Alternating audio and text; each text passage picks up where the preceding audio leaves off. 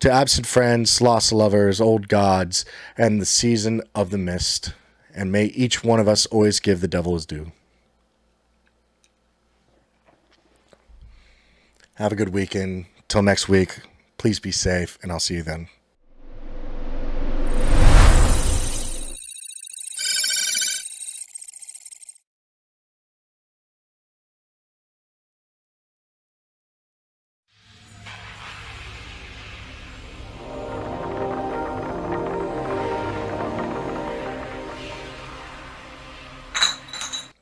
Let's go ahead and start with what are we doing? So this morning, if you are familiar, we do have a morning show called Tea with a Hacker that Neil puts on every Friday morning.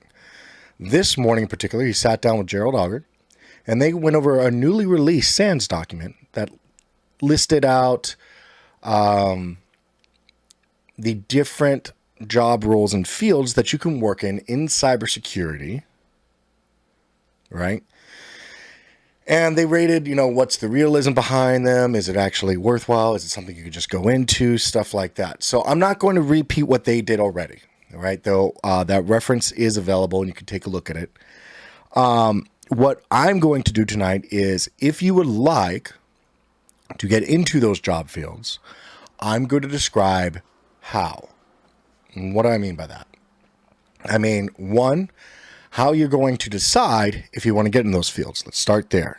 Once you decide what field you want to go into, how are some ways that you can start preparing for it or planning to prepare for this in a meaningful manner?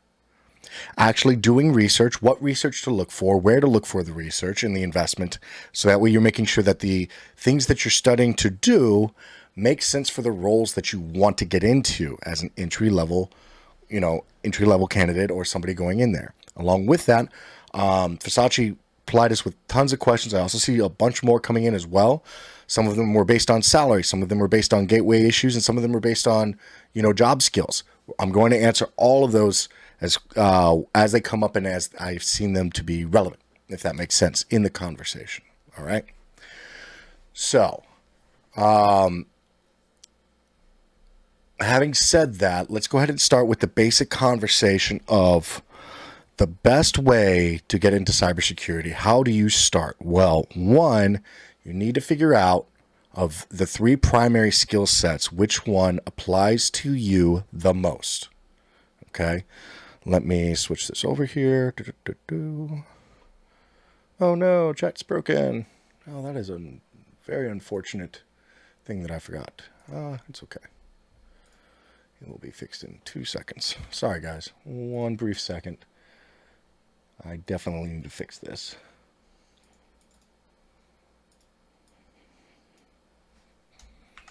And boom. Okay.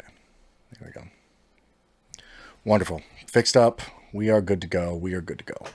All right. So, having said that, let's start with what are the primary skills and functions that you can get into, at least for an intro. Now, keep in mind that there are a multitude of pathways into the cybersecurity skills and marketplaces.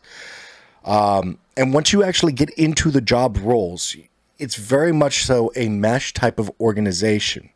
You can slide into different positions and roles from the complete opposite. So, for example, I've known locations that required that you had a blue team background before you could join the red. I've also known other organizations that were very strict about you. They only wanted people that have red team experience. There's all sorts of ways, though, that once you have shown that you have a history in technology, that you can move from position to position and place to place. All right. So, having said that, the three primary skill sets that you will find in the order of funding and the availability of jobs is engineering, which sometimes falls under IT roles, but you're doing cybersecurity related tasks like maintaining the security posture or baseline images or application security or something like that. A lot of times these roles in engineering look extremely like IT jobs, and they might actually be slated under IT as an organization, but that's where you'll find the engineering roles, the engineering job skills, and that's usually where your GRC and your compliance and your regulatory requirements are all checked while you're an IT admin doing the cyber stuff for your small business or medium-sized business, right? So, and that's just because that comes with the size of a company, that comes with the growth of the company. So that's why a lot of IT admins you'll find that a lot of them in the smaller businesses, they're doing the same cybersecurity roles and skill sets. Now, some of the older names for this type of job, if you want to put hands on the keyboard, would be network security administrator, IT security administrator. Another example would be information security engineer or junior information security engineer, these types of roles. Now, again, this one's a little bit of a murky field because it's IT based. You might have to look more so at the requirements for the position than you will find in the title itself. Having said that, though, because it's a fundamental requirement of business, this is one of the first things that a business will fund that is involved in security, and thereby there's a lot more of these jobs out there. Like I said, they're difficult to find because they're not all titled the same thing, and they usually will fall underneath an IT group. The second you'll find is incident response, SOC level 1, or some other form of incident analyst or intrusion detection analyst type roles. All of these mean about the same thing. It's just slightly different focus on what it is that you're doing from job to job to job. But if you can actually have the exact same type of learning and still do the same jobs, it's just what is your focus on a day-to-day that differentiates these roles and these titles. Now, this is your defensive operations or your blue team level 1. Your primary goals in these types of roles will be to look for or look at alerts or, security systems, or to maintain and update security systems as well, based on the feedback from, incidents or analysis that has occurred.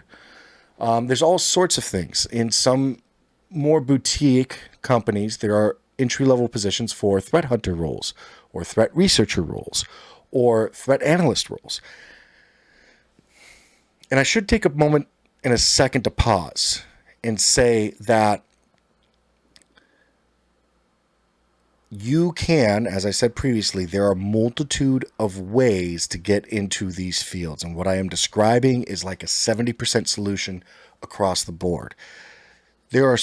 People will create jobs to fill whatever need the company has, and that need can be different organization to organization. Cybersecurity is not that standardized when it comes to the HR environment in the workplace, which one of the questions Versace brought up was the, where are you at?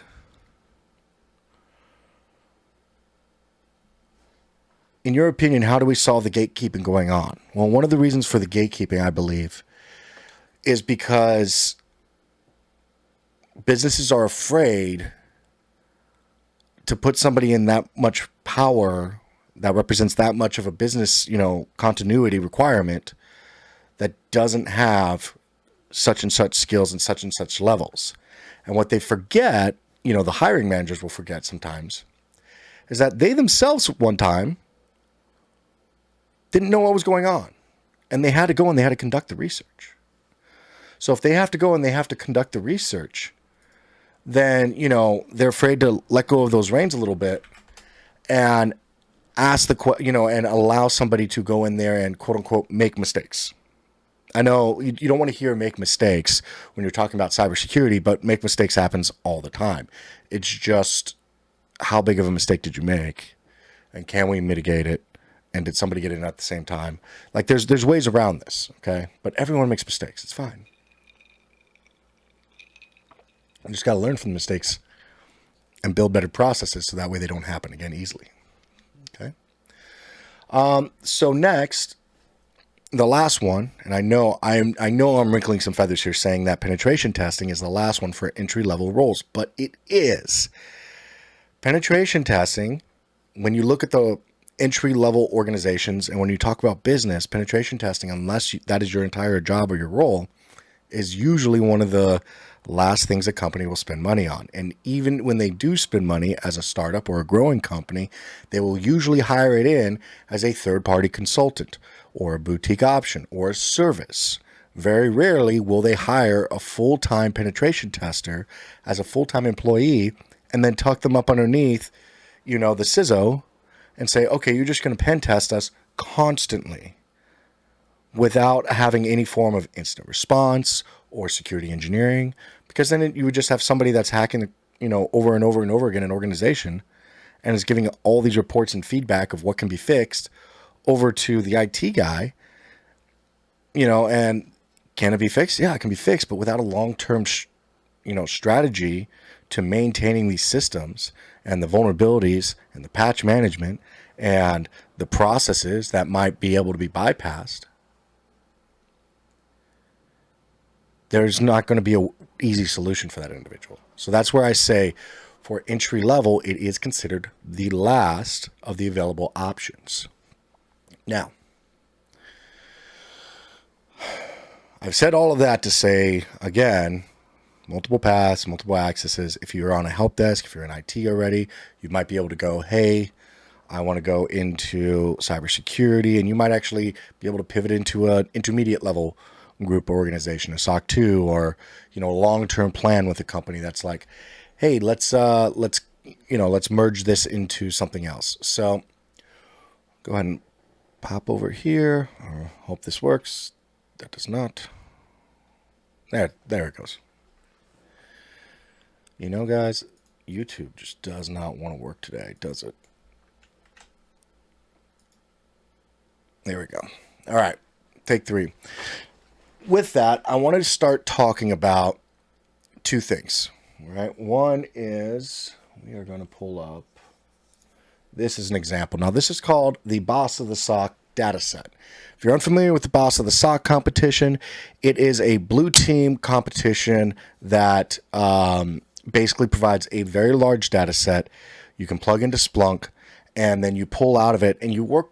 It is very, very almost exactly like being in an incident response position on a SOC desk or level 1. And why do I bring this up? And why am I not talking about all the different careers that I just mentioned? What you want to do, step 1, and this is the big step 1. The step 1 here is find out what you enjoy and do it for free. Don't pay for a single cert. Don't pay for a single course until you find out what it is that you want to do. Now,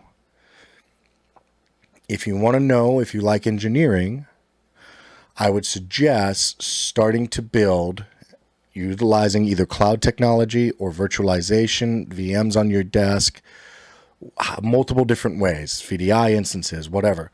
Start building an organization with, call it 3 Windows machines, 3 Linux machines, and then try adding it on and build a web server, build a web service, build a web application, build whatever.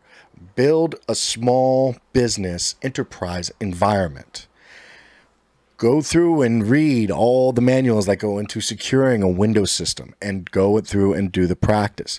Take your own Windows system at home or your Linux system, depending on what you're running, and go through security hardening guides and go through the configurations and check and uncheck what it is that you're engaging in, because that is a large part of the job when you are in a junior role, is doing the hands on the keyboard work. Now, as you progress, you can also go into risk management, business management, those types of frameworks.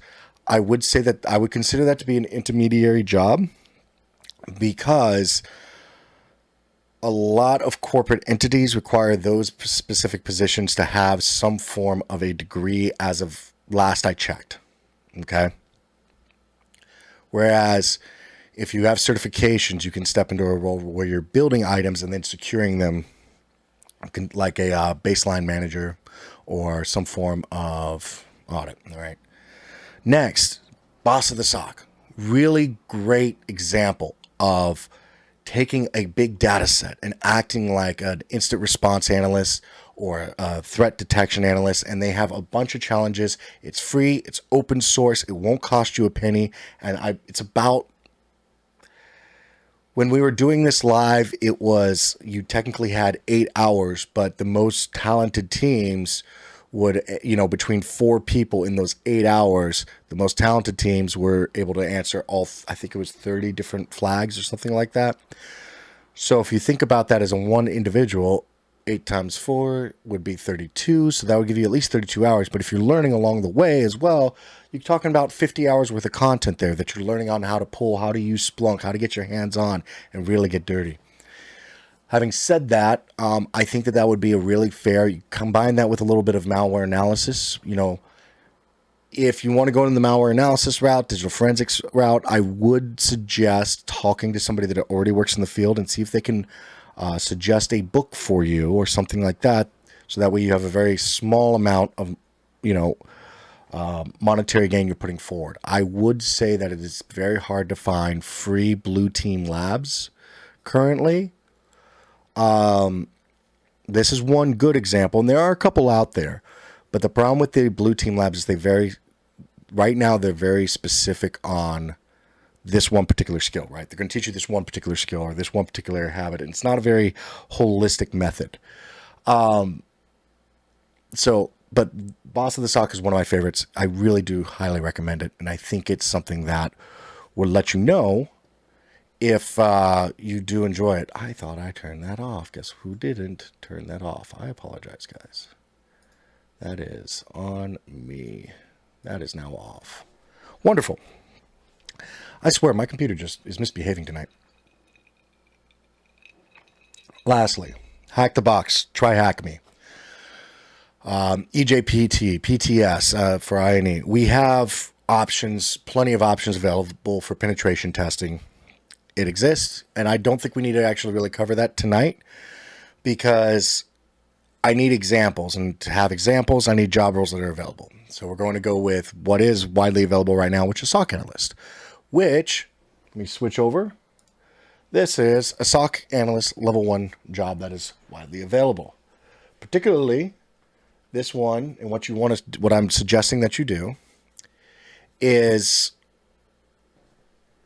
using incident response or incident response analyst or IR as an example. We're going to talk about the use of skill sets and requirements within the job role and how you can utilize those to build the next steps of your program. So in this theory, let's say we have somebody named, I don't know, Catherine. All right. We have somebody named Catherine. She figured out that she wanted to be an incident response analyst, or she at least wanted to go into defensive operations. And this looks like from this talk, she decided that this is the job role for her, because she tried Boss of the SOC, she tried the EJPT and PTS, and she tried, building some stuff. And she found that the tearing through the data on Boss of the SOC was the most interesting thing to her. So she has decided, I'm going to start and aim for incident response analyst. All right.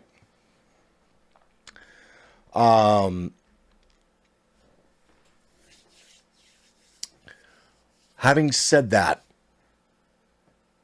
her next steps, I would suggest the next steps is to identify what it is that she needs to learn to enter that role. Now, there's some breakouts, there's some recommendations there, but here's a couple tips that I have that I've used personally whenever I was leaving the military to ensure these are the roles that I had the skills necessary to transition into this, the real world, the civilian world.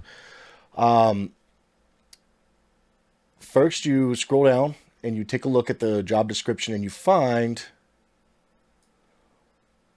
what the actual job requirements are going to be. So the actual job requirements here are accurately review, annotate, and resolve security incidents, tasks by the intrusion detection team, watch officer, SOC management, blah, blah, blah, blah, blah, so on and so forth. All right. So there's a multitude of requirements for this job. If you search and you find instant responder, you also take a look and you find another one. IT security, first responder, remote. And then your duties and responsibilities. And as you keep going, you'll keep finding multiple roles and multiple jobs that are somewhat entry level. And then I would highly suggest that you put them into a spreadsheet like this one. In this, I've taken 5 different recommendations for entry-level IR analysts that are 3 years or less of experience approximately, and I've put them into a single sheet. And in this, you'll have a total of, 77? 77 different skills, verifiable skills that you must be able to do or that they're looking for these roles, right? Now, some of the other suggestions are, if we jump back, I'm going to screw this up, aren't I? I am. Here we go. Now, if we jump back and we take a look, another thing is education and work experience. So when you take a look at this stuff, you can see that there's SANS, GIAC, GSEC, or equivalents, or SEC Plus, and then there's also skills down here, whatever else you need to know. Some specific type of technology, specific type of working requirements that you understand. So in this, the SANS and GIC and GSEC, one, like I said, copy down the responsibilities, put them into a workplace, and we'll come back to that in just a second. 2, in this, they have very clear professional certifications. Now, one of the things you can do with these professional certifications is they all have objectives and outcomes. I will say it again, I do not recommend SANS because it's the cost of a used car to go and get that certification. So unless somebody else is paying for it for you, I wouldn't bother. However, doesn't mean that they aren't completely useless. In that, this is the GIAC Certified Incident Handler. This is a particular certification that is with SANS. And like I said, I don't recommend going and doing this and taking it because I think $8,000 was the last time I priced it out. It's kind of insane. However, exam certification objectives and outcome statements. You need to be able to understand these items and these capabilities and these requirements. If that's what you need to be able to understand, and you can take this list that they have provided, and every single certificate or every single job posting says that they want this certification, then I would grab all these objectives and I would put them on a mind map, and I would say, I need to do these things. I need to learn these things. I need to figure out how to do these. So that's one way that you can use the certifications experience as you're pulling it out. Now, you can also utilize a secondary method is you can utilize, did I do that right? Yep, I did. Okay. So secondary method is you can utilize these statements of what the job description has asked you for in a couple different ways and for a couple different things. Now, I'm going to pause first. Well, let me finish describing what these are.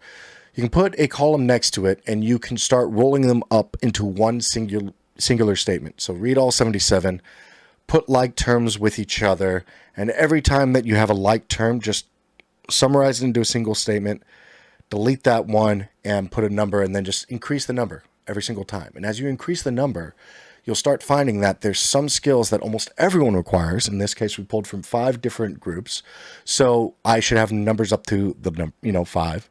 And if every single one of them requires that you have this job responsibility or this job capability, then that seems to be the most important skill, be it soft or actual tactile skill that you can do, right? And that would be something that I would also focus on. There is such a list of questions here. I'm going to take a pause on this, and we will come right back in just a second. Let me take a look at this. Okay. What's the worst thing someone who is trying to break into cyber can do? Amoeba. The worst thing someone who's trying to break into cyber can do is you can get a negative name attached to you on social media platforms. That's one horrible thing that you can do. Another thing you can do is let your ego get in the way. I know this, or I know that, or, I think one of the benefits one of the good things that, not to toot my own horn, just one of the things that I really strived to do whenever I was learning all of this stuff, never be the smartest person in the room. If I am, I need to move to another room. And B, listen. Just take a second to listen, because there's so many different skill sets in this industry that you might be the expert at something that somebody else doesn't know, and then they will run circles around you on 3 other things that are really important to you.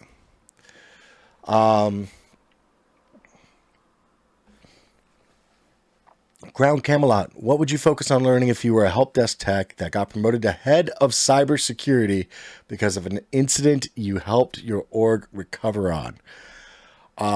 I would focus on religion and praying, because that seems like a jump. No, legitimately,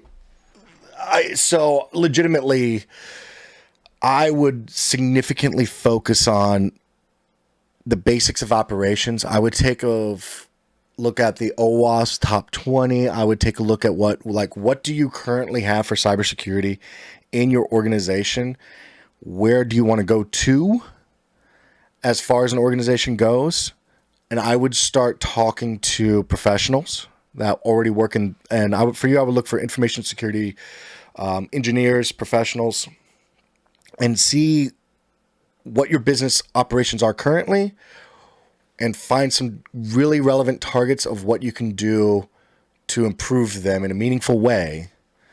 And yeah, I would, that's a very, I'm not going to say it's a largely, but that is definitely, good job. That's impressive. Let's see. Let's take a look. Looks like Kayla Matthews. How do you decide which type of entry-level cyber role to aim for? I think I grabbed that for you already. Jacob Hathcock. Very interested in malware analysis. What are the steps to get into that? I've got Network Plus, working on Security Plus. What should I be learning towards to reach that goal? I know it's going to be a few years. It's actually not. Malware analysis, if you deep dive into it, it can be very quick. So there's 2 particular books for that I would recommend for you. It's Practical they're literally right here on me. The Practical Malware Analysis is one, and Malware Analysis Cookbook is the other. Read those 2 books and certifications, and that should leapfrog you ahead in your knowledge and your capabilities. Now, as a warning, I believe they're both about 400 to 600 pages, and they're almost like 8.5 by 11. And it is small print too. So they are very big, meaty books. So have fun with that. And there may or may not be some updates coming to the courses that we're working on. But yeah, there's, I think it's a skill that you could probably get really good at within a year. You'd be surprised. And you can hit ! Discord, join us on the sub chat night, or message me directly in there. I have a video. I can't remember if I put it up on my YouTube channel yet, but I have a video on actually I have a series on building your home lab to get started, and where you can get samples from previously as well. So, how beneficial would it be for me to actually pay the annual maintenance fee for my SSP micro? That depends on your level in your career set. For me, it's not that beneficial, because if I got it once, like I'm at a level now where I don't really think people are judging me too much by my current certification set. I know Neil is definitely not there anymore. Like he doesn't care anymore about the certifications he has that are active or anything. I think though, when you're starting out, it is not requirement or important to maintain or keep up with it, but you'll find more that people are checking on, the background checks, and are your certs active and things like that. Michael, what do you think the best resources are for learning application security, and who do you think are some of the best thought leaders in this space? I'm going to be bluntly honest, Michael, I am pretty weak on application security. Is not my forte. I understand it. I understand the processes behind it. I don't know any thought leaders personally that I follow. However, where to learn from? So at INE, we have Web Penetration Tester, Web Penetration Tester Extreme as certifications. We also have the groups that go around that. As far as other learning steps, I'm trying to think of some beyond SANS, of course, and I don't mean to roll my eyes that hard. One thing also would be bug bounty programs are actually pretty good, because they'll at least teach you the testing applications for that particular grouping.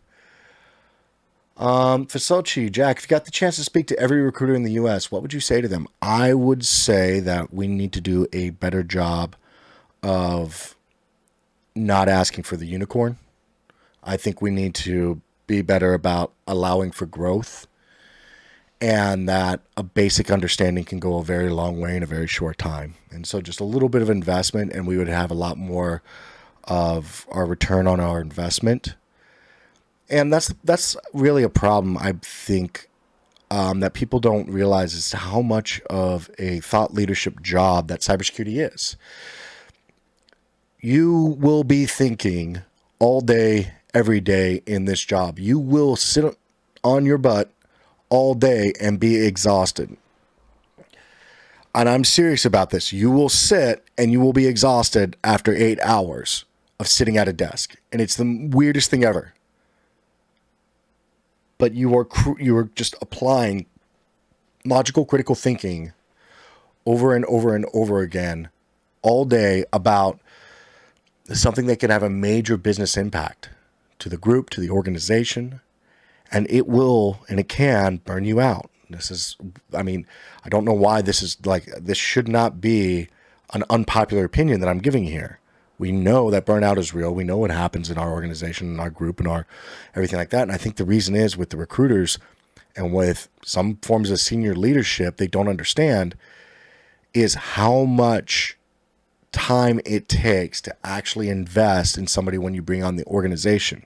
They aren't just inputting fields into an Excel spreadsheet. They're applying critical thinking and logic and reasoning to everything that they are doing all day. And with that, your onboarding time for a cybersecurity professional is usually plus 90 days because they have to get to know the network and the business processes and the organization, the operations. I would argue that it takes about 6 months for somebody just to get a handle on the day-to-day of a regular business operation and outfit. So when you have these turnover rates, these high turnover rates, you're not giving people enough time to really learn your organization to be effective in it. And then because because you're not giving them that time, that's why you get these recruiters that constantly just want, I need somebody who can do everything. No, you need to stop having such a toxic workplace that you'll actually retain somebody for long enough that they'll actually stick around and invest in the time necessary to build your business. So that's my opinion, but still. Okay.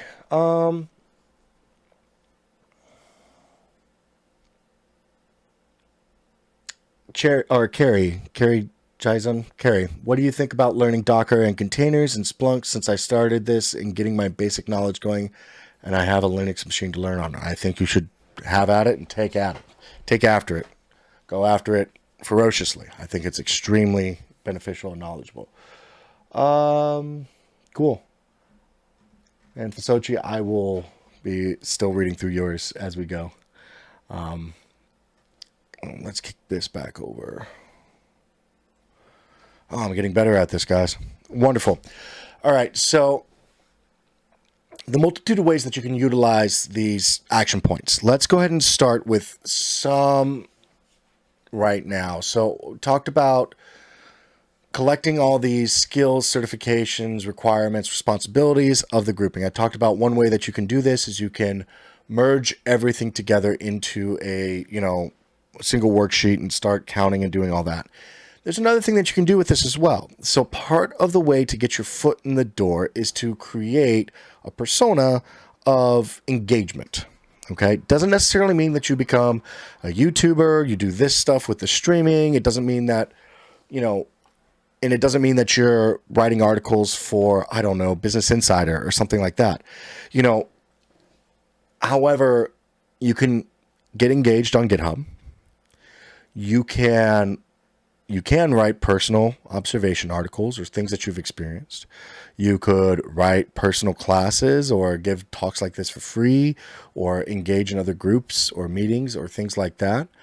And lastly, and this is one that's really big though, is you need a place that centralizes all of this experience into a meaningful record of your experience. Okay?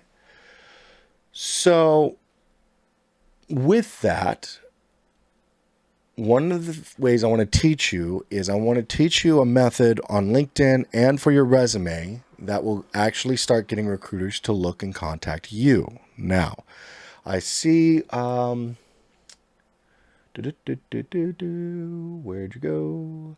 Kayla, how much time should someone spend cultivating one of the skills mentioned previously before attempting to apply for an entry-level role or deciding to invest majorly in certs or education? So to apply, I would suggest that it depends on how much IT background or how much you can get away with explaining that you have your hands on an IT or something like that. You don't want to lie on your resume. You don't want to lie on your application. But I would suggest that you start applying for jobs as you start feeling comfortable that you can sit down and knowledgeably answer questions about the job, the role, the process, which will come through doing research as I'm describing right now, right? As far as going for invest majorly in certs or education, that is entirely on you once you find what your passion is. And the reason why I say that is because without passion, this job is extremely difficult. If you don't like technology or computers or something else like that, the technology changes all the time. So without that investment of, I really enjoy this, you're going to burn out very quickly. You're going to want to change job skills. Keep in mind that another way to get into cybersecurity, guys, you don't have to work with your hands on the keyboard. You can go into sales as well, technical sales, and be technology adjacent, and still work and utilize other skills or figures that you have. You know, there's so many different ways that you can get involved in technology, and it doesn't necessarily mean put your hands on the keyboard. All right. So let's keep rolling through this. I miss the chat redemptions in here. I miss being told to stretch. So moving forward on that.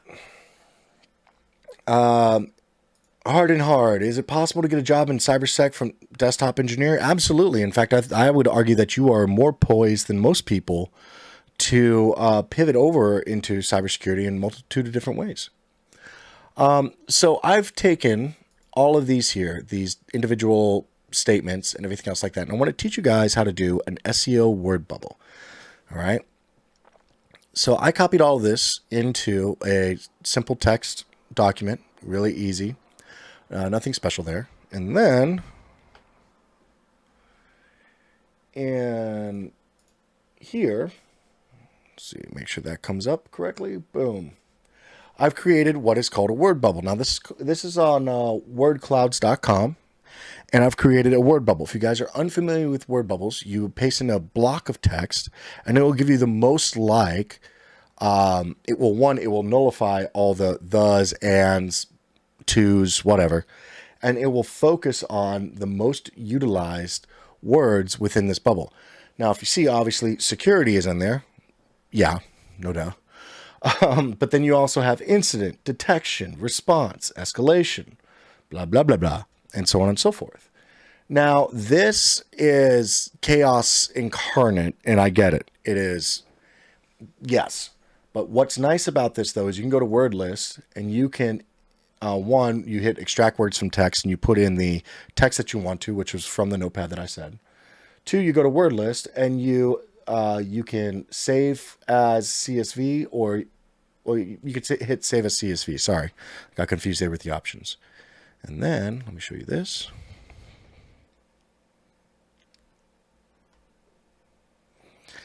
Now, what you'll get if you save it as CSV, in this you have 23 instances of security. Then next, the next most used word is incidents. Then you have detection. Then you have incident. Normally, I would take the plurals. I would remove the plurals of these, and I would roll this all up. Obviously, we have an issue right here where we would have to break this out. And this is a whole Excel thing, but you just break this out via using the semicolons as your dividers, and you would actually break the CSV out into columns so you can actually work and edit the data. in which case you would take incident and incidents, combine it up, and that would actually be escalated to a total of 17 as the ranking from every single bit of those jobs that were available.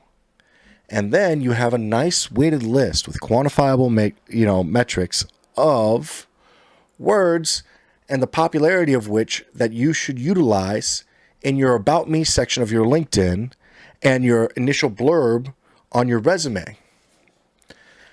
And when recruiters go and start searching for entry-level cybersecurity, instant responders or whatever else, because you've tagged these words so much in your About Me section, meaningful tags, don't put just word list in there, meaningful, full-bodied statements of, I am an active security practitioner, looking for an opportunity to continue my learning and my love of incident response analysis and active detection measure engineering or something like that. And with that, so I just saw a comment with Jess that trying that route, getting rejected for not having industry experience. I understand that. Now, one of the things that I want to show you guys real quick is, because that is a big issue. Sorry, I have to get the right screen going. And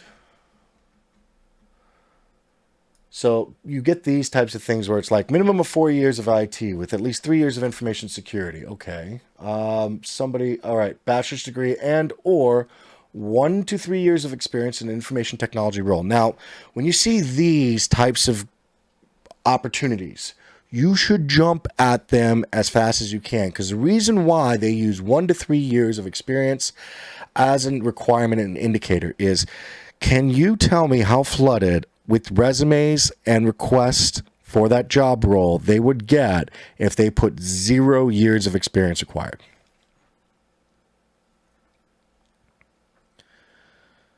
They would be inundated with requests. And not everybody can get a phone call or a screening. And a lot of times the recruiters aren't exactly sure what does or does not make a good candidate for these types of job roles.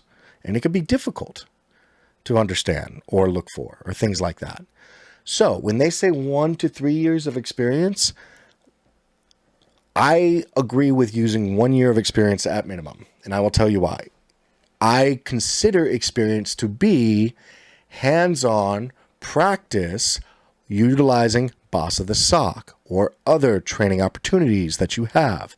And you can say, I have had this many hours of hands-on experience that's demonstratable in this mantra and this grouping. Yes, I do not have job role experience. However, I will bend over backwards to be able to be given this opportunity. It's difficult.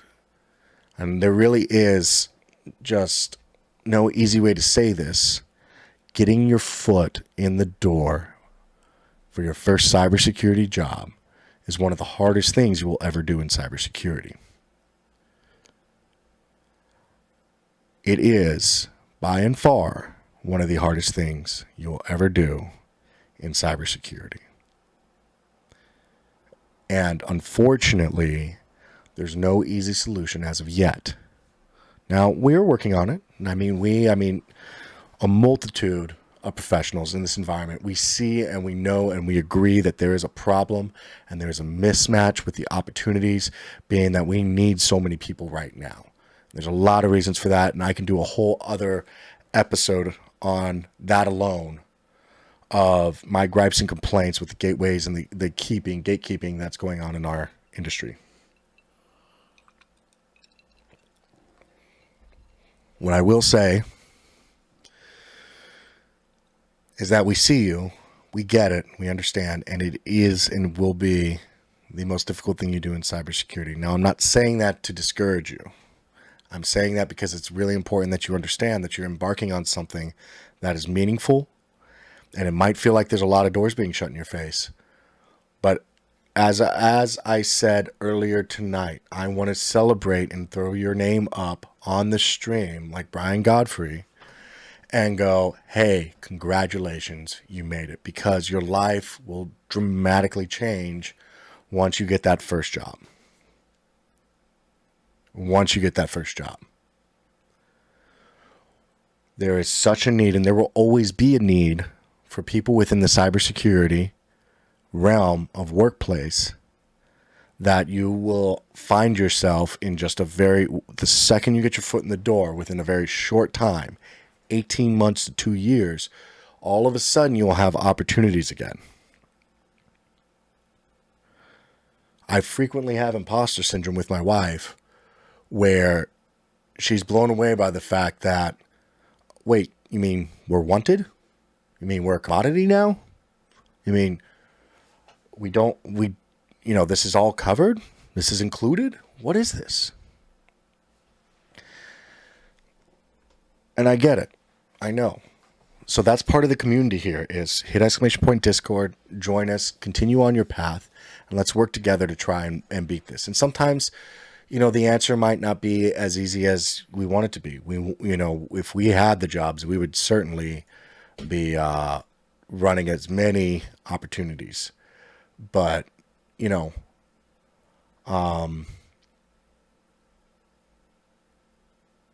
it's important that we band together and we stick together, so that way we can get everybody in the door as much and open that door up as wide as possible. Okay.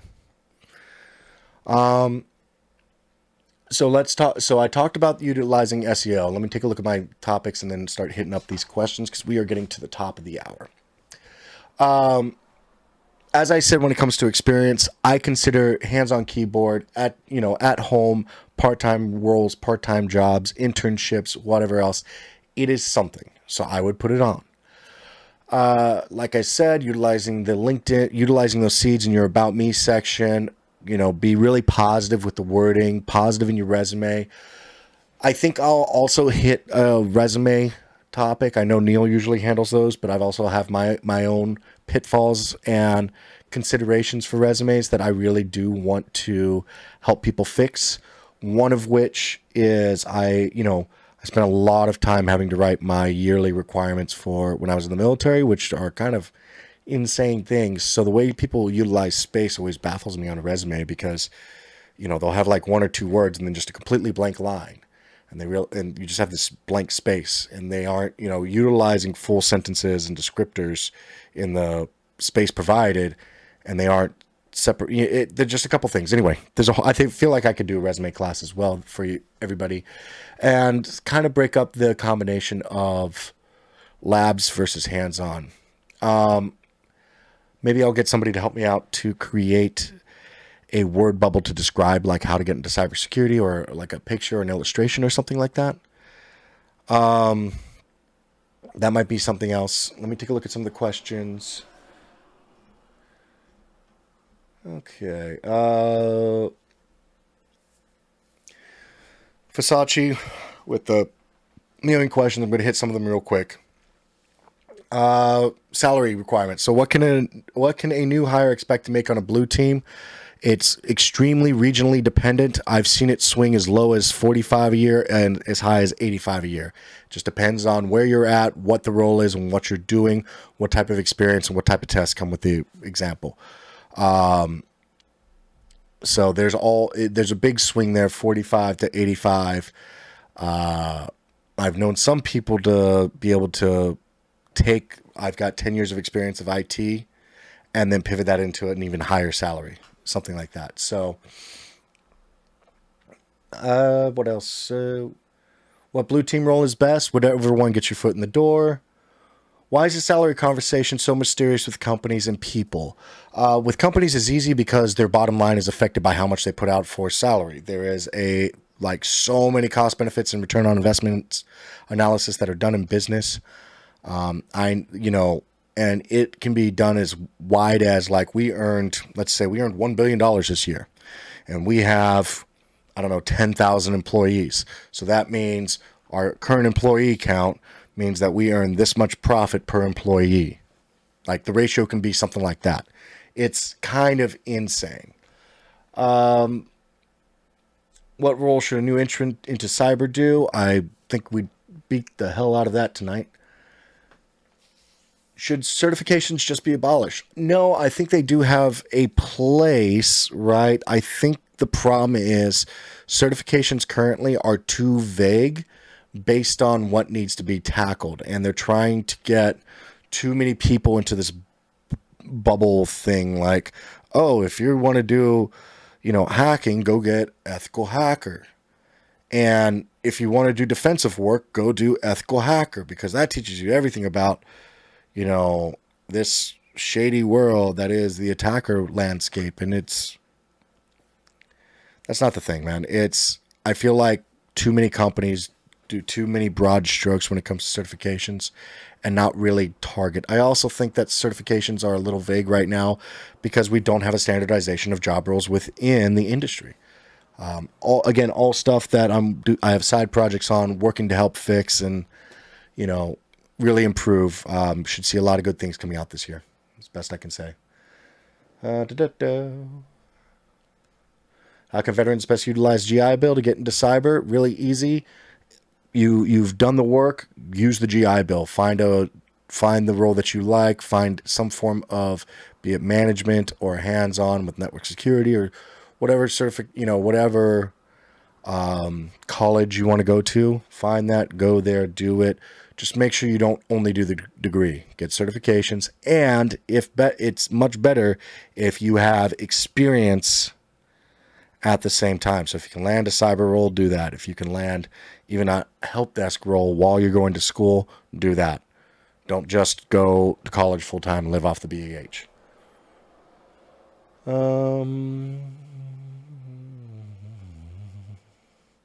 If you just started at a company doing non-cyber roles, how long should you wait before switching into the cyber team? You should switch as soon as possible. Don't be obnoxious about it. If you're hired to do, keep in mind that when it comes to jobs, just because they need somebody in cyber, they have to weigh the option of losing you in the current role as well. So just because you move into cyber doesn't mean that, their numbers are all of a sudden fixed.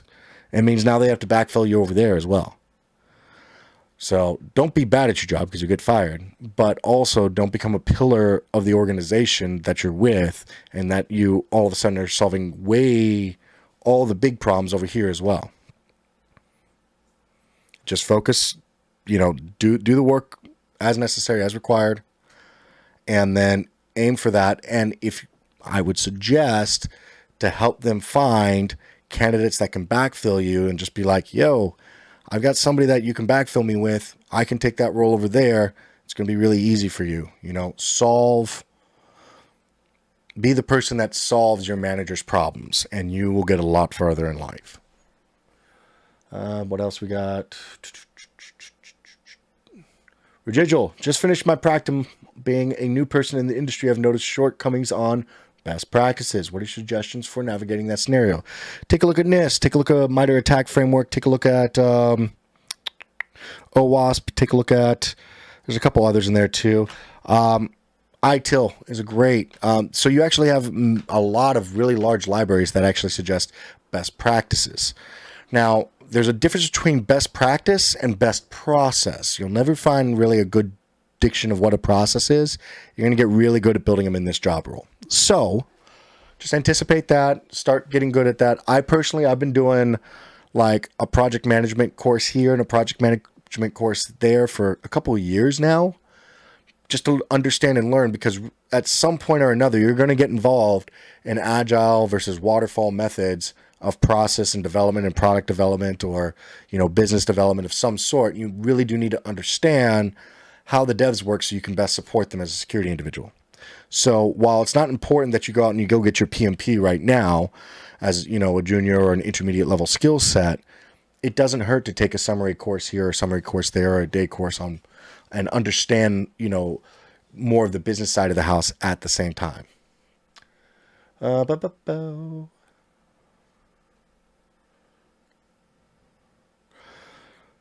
Sochi, what are the negative aspects of a SOC analyst role nobody's talking about? It's very easy, especially in a work from home model, for the job to creep into your personal life with your family.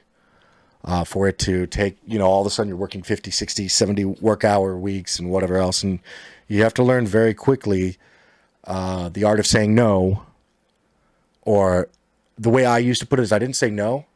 I used to look at my manager and go, okay, well, I'm currently at capacity. So which part of this is or is not priority? Please prioritize my workday for me. Please tell me, being at capacity, for me to take on this project, I will need to set aside something else in order to meet the written requirements. So what am I setting aside? What would you like somebody else to take care of?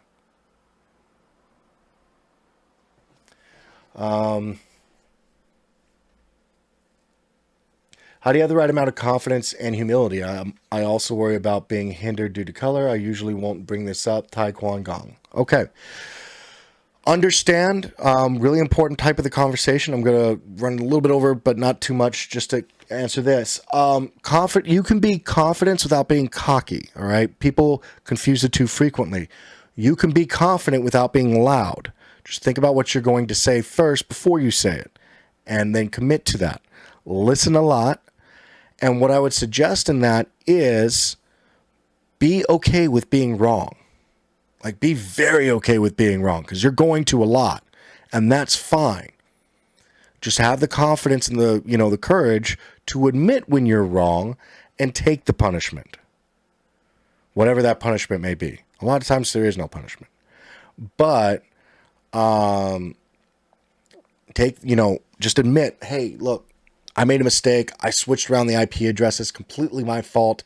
Let's fix this really quick. I'm sorry. We've been down this long. Totally on me. I've learned my mistake. I won't repeat that issue again.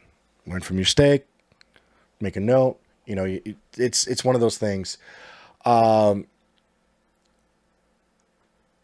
understand the comment on color. I don't personally have that experience, so I'm not going to even try to talk to that. I will say that, best case, as I said, about the confidence issue is my, one of the strongest individuals that I ever met in cybersecurity was my Old Sizzle whenever I worked at Sony Music. She was a chief information security officer, a woman, and she came up in the IT field and then transitioned over into security later on in her life. Very strong, very great proponent of, listen and then speak and make sure that your voice is being heard. To the fact of whenever somebody would try to talk over her or talk in front of her, she would stop them. Now, she was also a mother of four, so she might have, been better at it because of that as well with that experience, but she would stop grown men. I loved it. She would stop grown men and go, no, excuse me, I'm talking. And then complete her full thought and process and point, and then say, okay, now what were you going to say? Like it was wonderful to, and I was always sitting back in the corner just like, yep, I get it. So I think that that is an opportunity there where you can let people who want to try and take over the conversation, you can legitimately just say, excuse me, please, let me finish my statement, and then continue on. So that's another method or way of doing that. Would you say obtaining a master's degree is a requirement for the Sizzle path, Troy? Yes, no, it depends. If you're in a corporate structured environment and you're possibly, but what I have found more than likely is we see that frequently it's more about the people to get those positions and land those roles and land those jobs. You meet people in business, they understand you, they know you, or they at least know a friend of a friend knows you and can vouch for you or recommend you and things like that. I personally haven't been there. I know that a lot of the people that I have worked for as CISOs all had master's degrees. But again, I know people that also don't. So I think that that's still to be learned, because right now the average age of a CISO is generally from an era where everybody got degrees if they wanted to go into business or management. And I think we're getting now into an area where it's not going to be as prevalent.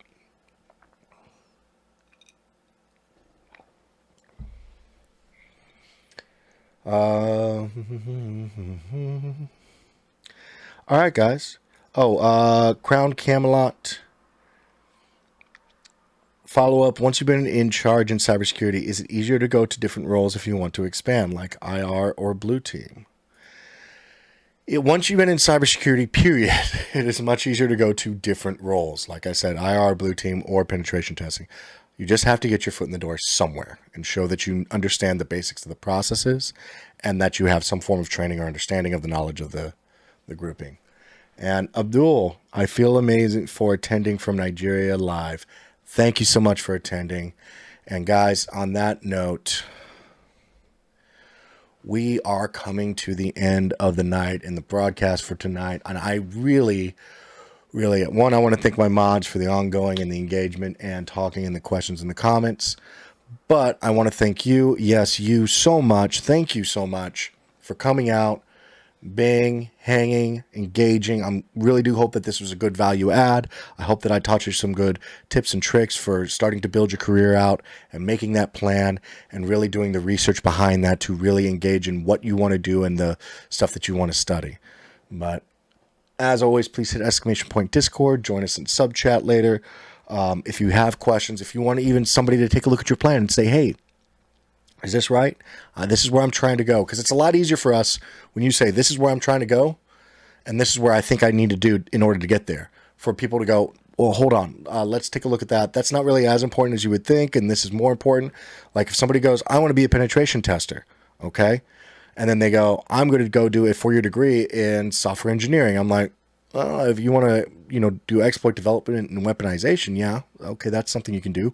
But you can also do it in this way or this manner or this, something else. So it's a lot easier to go with that than I want to be in cybersecurity and, you don't know the first step of which part because they are very different roles. But having said that, thank you guys so much. Thank you for joining us again. And here's a cheers to you. To absent friends, lost lovers, old gods, and the season of the mist. And may each one of us always give the devil his due. Have a good weekend. Till next week, please be safe, and I'll see you then. Hey, thanks for watching. I want to thank Neil on the Cyber Insecurity channel for providing a place to have real conversations with real people. Feel free to throw a like or to follow me on the socials in the description. Please remember to click subscribe, hit that notification bell, and if you want to see other videos, click that stuff that's all over the screen. See you next time.